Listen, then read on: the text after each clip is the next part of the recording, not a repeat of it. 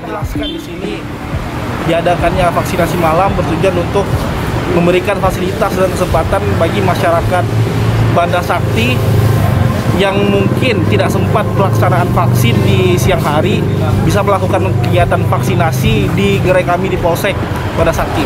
Untuk antusias masyarakat sendiri kami nilai cukup ramai dikarenakan beberapa hari kebelakangan peningkatan yang cukup besar dari masyarakat untuk melaksanakan vaksinasi di malam hari.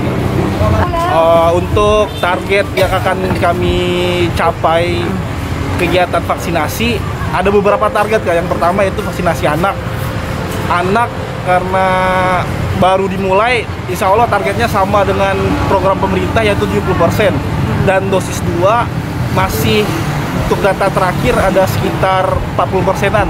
Di sana kami ingin mengejar target lagi agar sampai pada target 70% di Banda Sakti. Sejauh ini ada kendala nggak Bang dalam melakukan vaksinasi sendiri? Untuk kendala belum ada Kak. Apa ini imbauan kepada masyarakat Bang? Kami menghimbau kepada masyarakat, terkhusus mungkin yang belum melaksanakan vaksinasi, ayo kita laksanakan vaksinasi.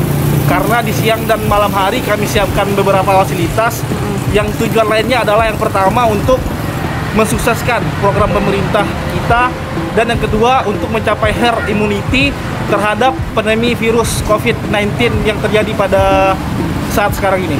Himbauan kami untuk masyarakat agar berita ataupun isu-isu yang beredar di masyarakat harap disaring, karena tujuan dari vaksin itu sendiri adalah membangkitkan imunitas tubuh bagi para pemakai vaksin tersebut dan untuk menangkal radiasi ataupun virus-virus COVID yang beredar di lapangan luas.